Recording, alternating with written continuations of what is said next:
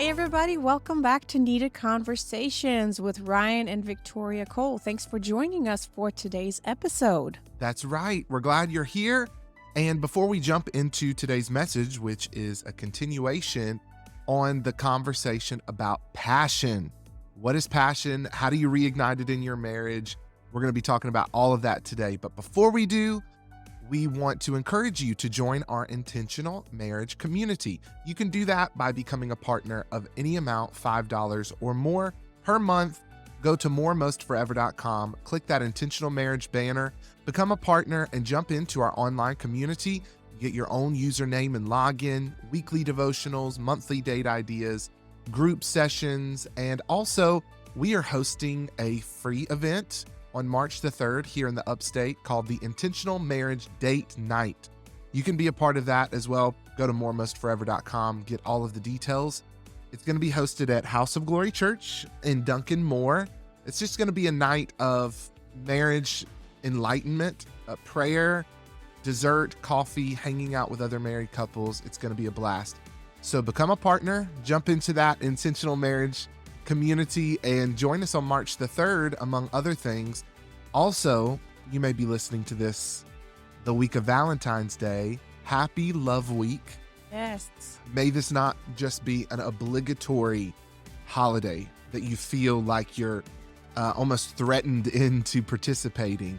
Let this be just an overflow of the love that you have for your spouse. And hey, if you're having a challenge in your marriage, you don't have to feel like you're going through the motions. Be honest with one another, but also don't let this day pass by and hold a grudge. Do something small. One little gesture of kindness can go a long way. And hey, if you need help or support, reach out to us, text us. You know, we offer online sessions, in-person sessions. Text us, 864-428-7131. We would be happy to help. This is going to be a good conversation, right? Yeah, we're excited. We're continuing our conversation about passion since it's the month of passion. And we've talked in the previous episode about cultivating passion and can you cultivate passion? And we found out that we can. And if you missed that episode, be sure to go back and listen to that episode because it's very powerful. It really gives the foundation that you start with in order to actually experience the passion and the physical that so many people actually yearn to have, you know? Yeah, most people think it comes externally only, and it only happens at the beginning of a relationship, and they believe that if somehow along the way that passion or those butterflies or that feeling that you had in the beginning wanes, then it must be time for the relationship to end, or you must have chosen wrong, or there's all this confusion. But you have more power over your own desire than you think you do. So it's about intentionally delighting in one another. What does that mean? That means studying your spouse, learning about them in every season, and not being arrogant about thinking you know all there is to know just because you've been married for however many years. So that conversation about passion is going to extend into the bedroom, right? Because the more you're studying and learning about your spouse and the more you're cultivating passion outside of the bedroom, the more it's going to show up in the bedroom with sex. And that's kind of the start of this episode with our marriage strategy of the week. Yeah, I thought this marriage strategy would be kind of nice because, again, we are in the love week. So this week's strategy is to get frisky. Mm. And I think as we get married, oftentimes we kind of forget to do those little things that we did before, maybe like that pat on the behind when we pass by, or, you know, just whenever you're leaning in for a peck, maybe you grab them and give them a more affectionate kiss, you know.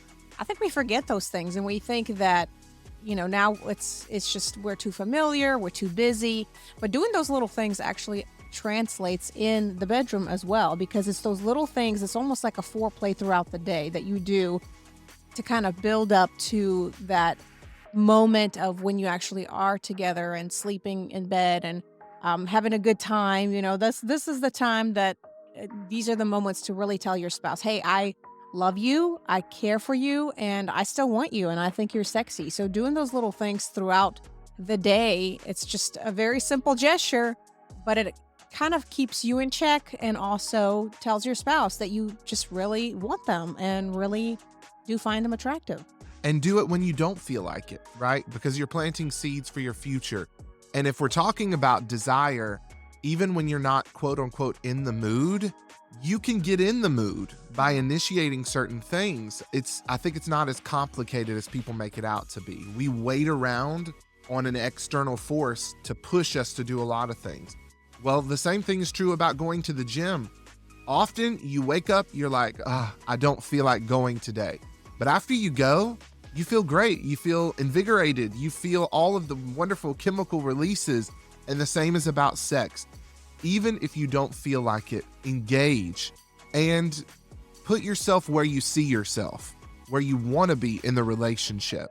And if you don't know already, we have written a book all about this topic. It's called Spicy Sex, and it's available right now. You don't have to wait for us to ship it to you, although we can.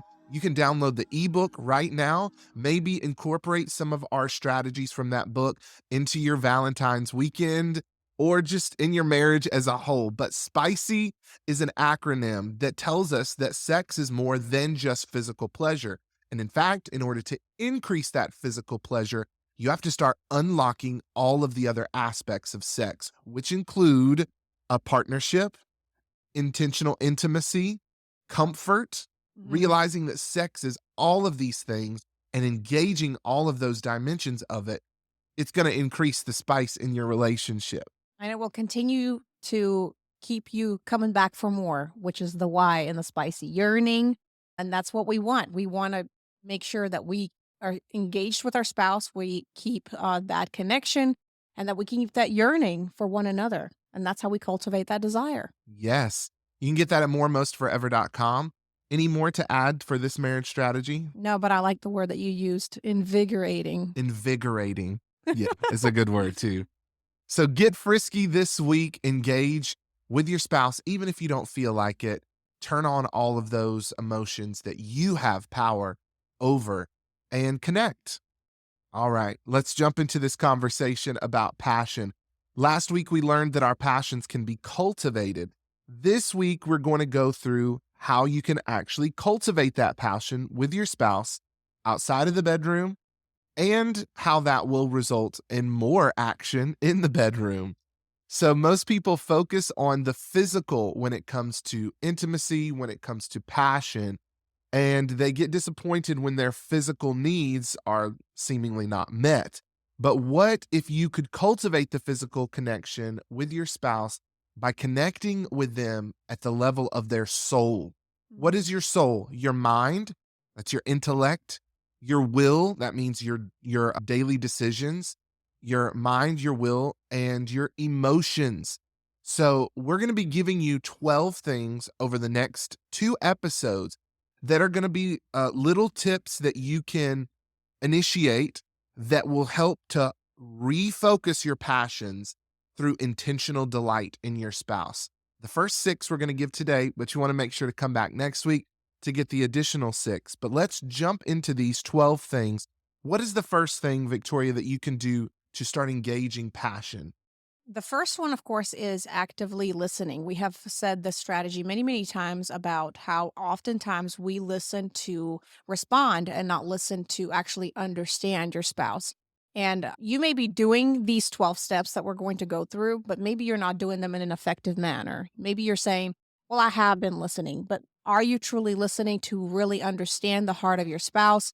Are you doing the echo strategy that we've said many weeks ago about when your spouse tells you something that you say, well, do I hear you say this, and allow them to respond to say, yes, this is correct, your version of what you heard, or no, you are misunderstanding what I'm saying. This is kind of like the wrestling that takes place. You have to wrestle with these thoughts until you actually understand the context from which they're coming from. Like we've said before, men and women think differently, but also you guys are from different upbringings. So you may have a different understanding of a vocabulary of a specific word. Maybe you got hurt by a specific statement or specific words are triggering to you.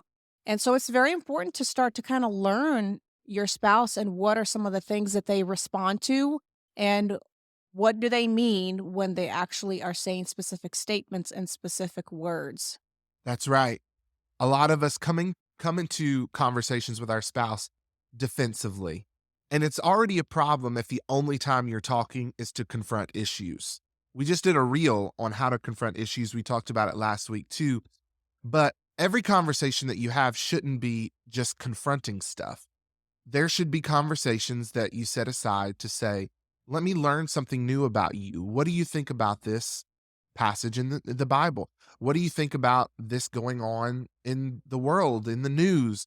What is your perspective? What are you into lately? What is some of the music that you're listening to? Getting to know your spouse is the most intimate thing that you could do. Letting letting your spouse into your challenges, your thoughts. If you're having a down day, and saying to them, "I'm having a down day, pray for me. This is important for you." So that they don't take it personally and feel like my spouse is angry at me about something. No, maybe they're just having a down moment. Or if you've struggled with mental health challenges, that you're communicating that, hey, I'm feeling low today. I need some space. I need to go for a walk. I need some encouragement. It's okay to ask for that kind of help. And in fact, that opens up intimacy in the relationship. If you think about mind, will, and emotions, what are some thought provoking questions that you could ask your spouse? And then listen to their response. Don't just go in waiting to insert your opinion. Say, I'm going to surrender to wherever this conversation leads. I'm not going to try to control the narrative. I'm not going to control the flow of the conversation. I just want to curiously take a swim in the mind of my spouse. Yeah, it's interesting that you brought up about when your spouse communicates to you that, hey, I'm having a down day, and not to take it personally. But the number two is empathy, how you can cultivate that passion and that intimacy is showing empathy towards your spouse. You may not understand what they're going through, but don't get defensive. Don't take it personally. Ask them how you can support them through this. And also make sure that you're being helpful in those moments, meaning that you're praying for them, that you're supporting them in whatever it is that they need support in, and not taking it to heart that maybe they're feeling depressed or down because of me. And that's part of cultivating this passion, is just being understanding. And again, there are times when I know in our relationship, Ryan may have went through something that I didn't really understand, you know, maybe how to approach it, but I know that prayer always helps, and even just praying over your spouse and verbalizing it to them so that they feel supported in that way really does helps to cultivate that intimacy even in the challenging times. And let that be the focus of your prayer. God, help me to understand what my spouse is experiencing so that I can bear with them in love.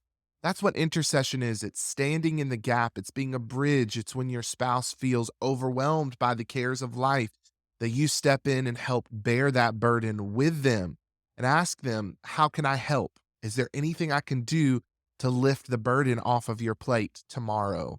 Make it very immediate. Don't make it ambiguous. Say, I know tomorrow's coming. I'm going to be with you through every step of whatever challenge you're facing at work or with your family.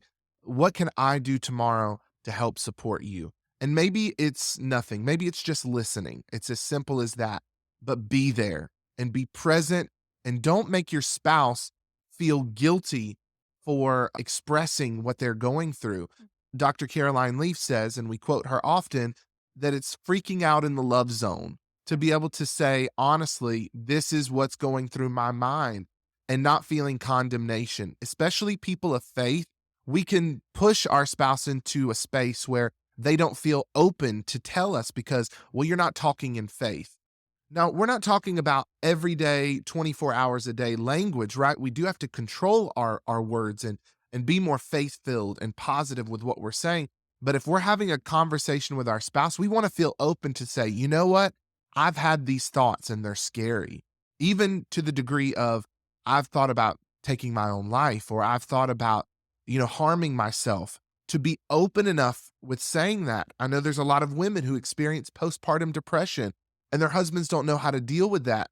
She's not really looking for a solution often as much as she's looking for your ear to hear and for you to pray and say, I'm there with you, and offering them physical and emotional support, listening, and then trying to lift the load however you can around the house and not making them feel bad about those thoughts. It's not about the thoughts that come into your mind, it's what you do with them that's the most important. We all have negative thoughts, but how when you have those conversations can we redirect it? Can we get to the root of I'm feeling this way because maybe I need some external support. Maybe I need some quiet time to myself. Whatever it is, you can get to the root of that as long as you're having the honest conversation and not pushing it aside and saying, "Don't speak that. Don't say that." No, let's be honest with it. Then let's rewire it and take it back down into our subconscious and allow our thoughts to be transformed by the washing of the word. Mhm. Let's apply a scripture to that. Let's see who in the Bible has struggled with something similar and see what they did about it. Every character in the Bible had low moments. Look at Elijah, Job. Job, And he was a David. man of faith, yeah, and even his wife was not supportive, and I mean, I don't know if I blame her because she's like, "You're a servant of the Lord, and all of this has come upon you," and we as human beings, we think, bad things happen, that means God must be punishing us. Right. But God's glory has been revealed even through whatever it is that he was going through, and the enemy did not have a win at the end. And so, just standing by your spouse and walking through this process. And again, some of you may be dealing with some really challenging things. Maybe your spouse is going through some really major health issues. And I know it can be frustrating, but your spouse needs your support and they need you to walk them through this process and open up to them and say, maybe I don't understand what you're going through, but can we get somebody to help you? Let's schedule an appointment, or let's get a session into a therapist. Those are the things that you can do in order to show your spouse that you care, and even in those times you'll see your intimacy grow. So it kind of flows into the number 3 point, which is vulnerability. Yes, I love This is that. the this is the time that, we are the most vulnerable, naked and unashamed. We're open before our spouse, and we may not be in the best and the greatest light. And we want to be accepted and affirmed and acknowledged. I think in the same way that we want to be acknowledged and affirmed, we should do the same to our spouse. If we want the same grace extended to us, we also have to extend that grace towards our spouse, because there will come a day that maybe you will experience a low point and your spouse will be there to support you. Yeah, and in that, I want you to make sure that whatever your spouse shares with you, that you don't hold it over their heads. The basketball player Shaq had said something, and I responded to it on Instagram this week because it was just sad that his perspective about opening up to a woman was that she's always going to throw it back in your face. Whether that's opening up about struggles from your past or what you're feeling, the fears that you have, we understand that women's need, their greatest need, is security.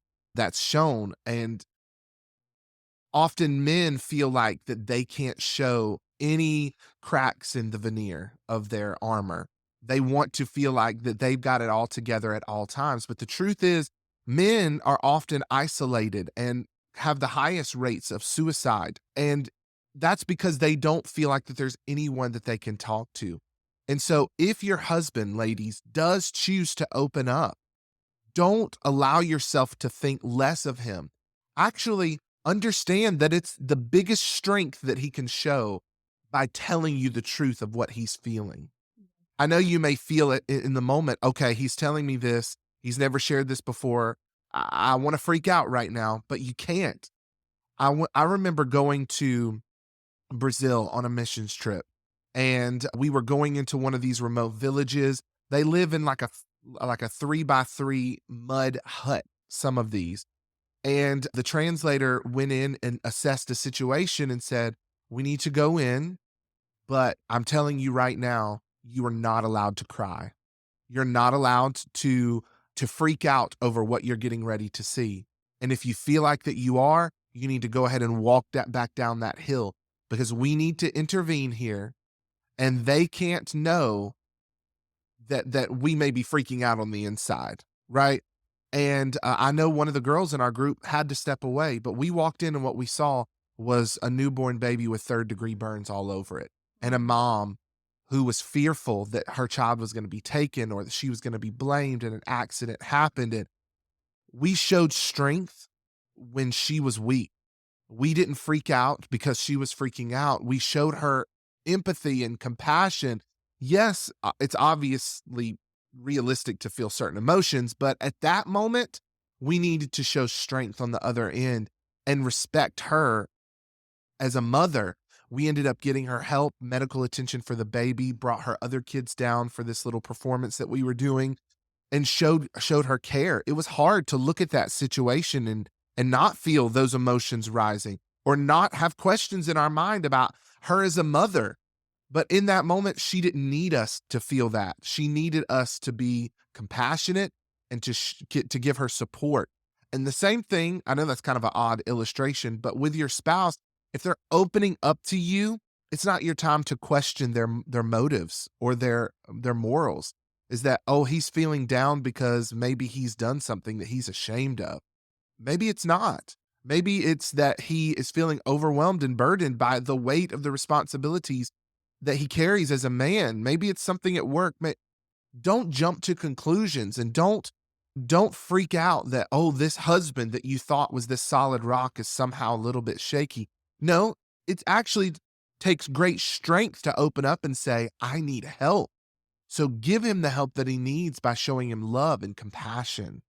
Yeah, and then number 4 is quality time, and I love how all of these kind of flow in together because it may seem like all of these steps that we have to do, and it's another thing that I have to keep up with, but when it's second nature to you and you don't even have to think about it, you're just an open person, you're empathetic, you open up, you're vulnerable, you express, those things to your spouse, and you're also actively listening to what they're saying. And all of that kind of seeps into spending that quality time with that Yeah. spouse. Sometimes people think, "Oh, quality time, now I have to make this time. I have to set it aside. Now I have to, like, check it off the list that we went on a date," and we've talked about how, who cares about that Friday night date if you don't have those points of contact every single day, Monday through Friday? Again, it doesn't have to be anything grand, but if you are not genuinely caring for that person and not connecting with them on a daily basis, then that date is not gonna do you any good. It's really not gonna be quality time, it's just gonna be time that you're just going to check off your list. So just making sure that, you're investing in your spouse and just showing care. And it could be little things like, maybe at the end of the night to unwind, if your spouse likes to watch a show, maybe you sit down and watch a show with them, just being present there.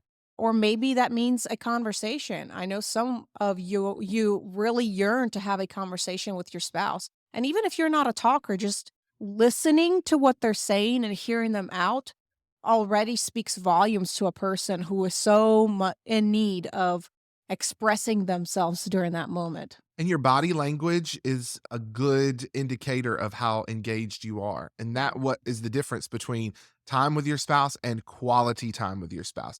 So if you're sitting on the couch, just put your phones over away.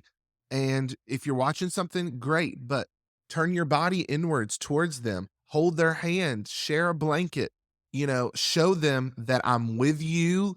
We're doing an activity together. We're not just exclusively on our phones and in our own little world. Like, we're all guilty of that. We have to Even if you reel have something ourselves on a in show, you're oftentimes, both on yeah. your phones, you both have something going on. Work feeds into that. No, let's take a moment. Let's huddle up and just share some time together. It's as simple as that. I know sometimes it can feel more complicated. And then sometimes that quality time needs to be like number 5, a spiritual connection where you're reading something together. We provide devotionals every single week that Mhm. you can read. It's a couple pages long. There's some scripture that you can read together. And over the course of the week, if you do that one time, you're investing in the spiritual growth of the relationship and you're pointing it towards Christ and not towards your problems and not towards yourself. We need to be reminded of those things. And Praying for one another is vitally important too, to just lay your hands on your spouse and let them know, I'm here. And don't feel like that your prayers have to be rehearsed or perfect or pretty. That's the vulnerable part of this as well. To be able to be as real with God as you are when you're alone, but in front of your spouse, I think that's one of the most vulnerable things that you can do, letting them peer in to how real you are with God. Yeah, I gotta say, like for me, I don't know why I felt so ashamed of praying, and I don't know if it was probably because I was intimidated by Ryan because, of course, he was very, like, demonstrative in his prayer. The way he prayed was very, like, declaring, the word of God, and I think that was a little bit of part of it, but maybe I just was just shy about expressing my, prayer, but I felt like once I started opening up and just actually being more vocal and open, and we started having more discussions about scripture and what do you think? And then Ryan, when he's prepared for a sermon, oftentimes preaches it to me first, and then we kind of have those discussions. This is a great opportunity for you to discover your spouse.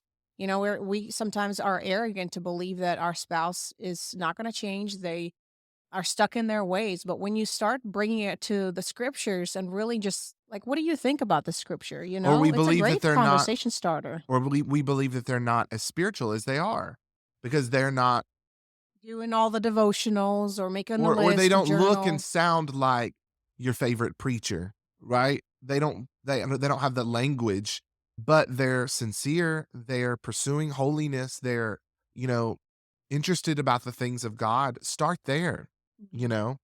Number 6, to initiate passion in the relationship, speak their love language. Express their love language to them.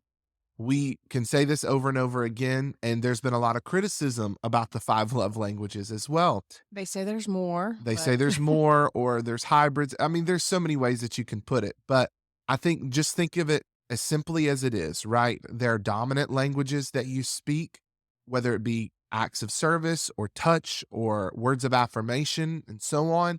And then you have secondary and third. And then also, if your spouse is speaking to you in a way that maybe you wouldn't prefer to receive, but you could recognize, hey, they did that. Like my love language isn't really acts of service, but her natural love language is. So when she's doing things for me, I have to open my eyes and say, okay, she did that because she's telling me she loves me, even if that's not my dominant language. And then there are nuances to that as well. Like my love language is touch and words of affirmation, but it's strange that there are moments when I'm irritated or agitated or down or I've got a lot on my plate. I really don't wanna be touched, you know? I don't wanna feel sympathy touches, if that makes sense.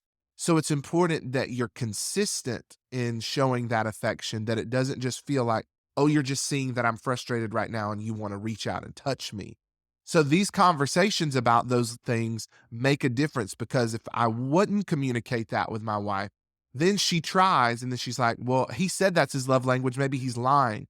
Well, maybe because it's about the moment or maybe it's about the consistency. Talk about those things. That way you can understand your spouse's reactions. yeah, and Ryan also pointed out he brought a good point too. I remember we had this conversation and he was saying, I also think that your love language may actually come or stem from your upbringing, and that it actually can shift to where maybe it doesn't become your most dominant gift, maybe because you walk through healing and you Yeah, confront certain issues and it's no longer your dominant gift, but you are not going to know that if you are not discovering those things about your spouse and growing together with them to see, wow, it has changed. right. Maybe like 5 years ago they responded really well to this, but now they are in a different phase. They're a mom, they're a dad, they have walked through grief, and maybe they treasure something different and they no longer respond to that love language anymore. And so that's why it's so important for us to continue to grow together, because we can change as individuals over time. Well, this was the first 6 of 12 ways that you can reignite passion in the relationship. We talked about active listening, empathy, vulnerability, quality time, spiritual connection, and expressing love in their love language. Next week, we're going to go through 6 more. It's going to really help you. We're going to build these layers. We want to encourage you. We keep saying it, but join our intentional marriage community. Go to moremostforever.com right now. Click that banner, become a partner. There's so many resources. We build upon these messages with devotionals and our once a month group session, closed group session, where we can answer some of your questions and we can go a little bit deeper with this revelation and more practical as well. So go to moremostforever.com, become a partner, and you're supporting our ministry and the vision that we have to build a retreat center, acquire land. There's so many things that we have in our heart to accomplish, but we need your support and partnership to do so. So, any last words on that before we go into our Q&A? No, I thought this was a good conversation, and you need to join next week for the next 6 elements. Well, let's go into our question of the day, which is how do we deal with different parenting styles?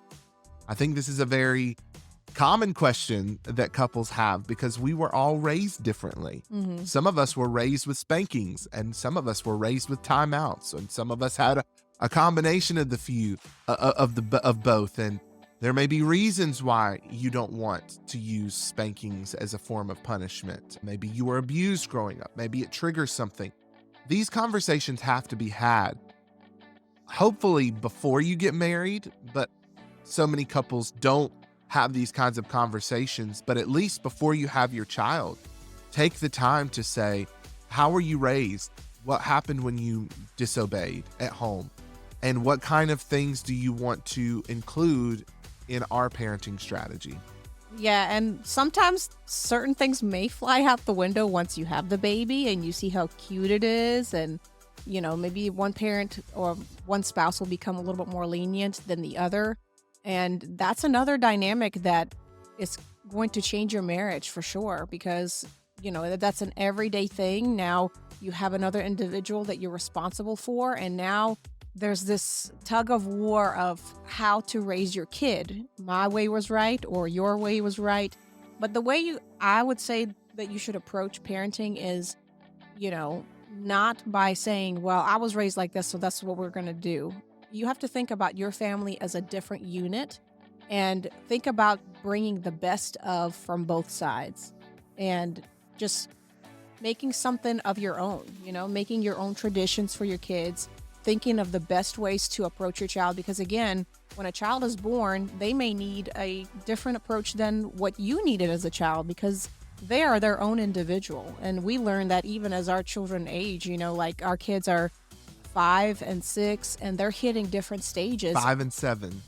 5 and 7. Wow. See, and our son is going to be 6 in May. So they are just constantly changing and evolving and becoming like little adults themselves because they're processing information and we have to continue to steer them in the right direction. And a lot of times we have to get away from them and say, hey, I feel like we're struggling with this. What do you think our approach should be?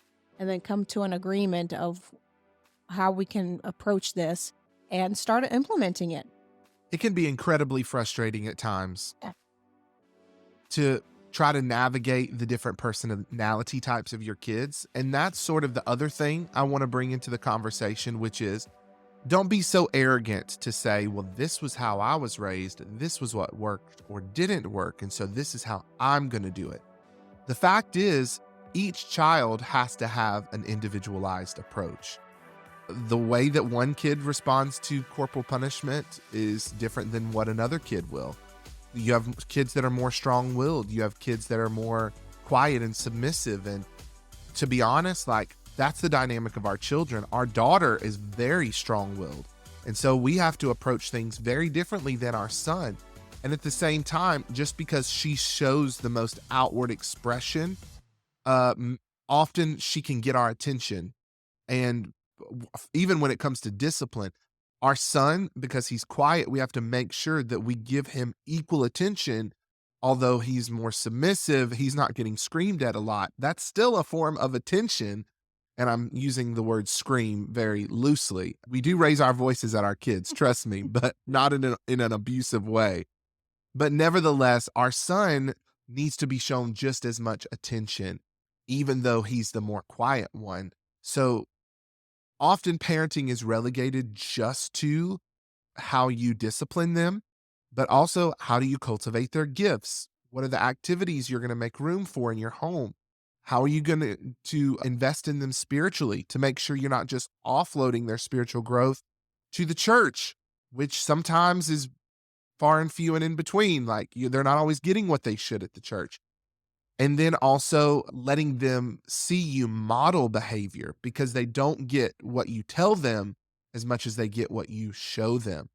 And being able to swallow the hard truth of what I'm seeing in my child is really a mirror reflection of who I am as well, because they're a part of you. And you will see, hey, I hate this part about my kid, but if I'm honest, it's a part of myself that I have Yeah. not confronted either.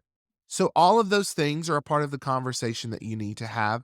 You are not always going to agree, but you're going to have to come to a consensus. And one of you is going to have to put your pride down and say, you know, this is not a hill I'm willing to die on. So I'll go with what you say.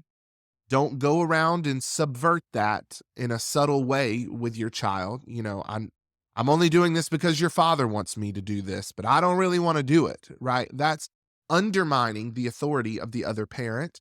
Whenever you make a decision, it's a united front, no Mhm. matter if you fully agree with that decision. There are some hills that maybe you choose to die on, figuratively, where you say, listen, I'm unwilling to budge here. It's a non negotiable. And if you're struggling to the degree where both of you have non negotiables that you're not willing to move on, maybe you need to seek some external help. We can help kind of navigate that conversation. Sometimes it comes down to context. Maybe you Mhm. both agree, but you're just not saying it correctly. So reach out. We can help as well. And any last words on that question? Yeah, I would say the healthiest parenting would be where both of the parents are in partnership. This is Yes. not me versus you. This is me partnering together. And again, like Ryan said, there are many times where you'll have to compromise and lay your pride aside in order to come to an agreement for the betterment of your child. So, There's no such thing as a good cop and a bad cop. Both of you need to show times when there's discipline and comfort. There are inherent roles that men and women play in that dynamic, right? Men bring more of the governmental structure to the home, the authoritative voice and the direction of the family. And mothers do nurture more than not, obviously in a physical way, but also emotionally, spiritually. So you have to balance those roles, but that doesn't mean that when a father isn't present, that the mother cannot lay down the law. And that doesn't also mean that the father shouldn't show love, concern, compassion, and so on. But it's learning how to balance those roles. Sometimes, and I've seen reels, you feel like a single parent, yeah. that your spouse is not contributing in any form or fashion. They feel like going to work and coming home is enough. If you feel that way, you have to learn how to communicate what you're feeling. And if you don't feel that they are understanding, get a third party involved. Reach out. We can help. Maybe your pastor can help to communicate or mediate. I often point to Matthew chapter 18 when you're dealing with offense or unresolved issues. There's a three-step approach that you can use. So go read Matthew 18 and learn how to get into agreement with your spouse, because that's where the power is released. And it's not agreeing about just the approach in and of itself, but the execution. Okay, we agree what's going to happen. Who's going to do it? When is it Mhm. going to take place?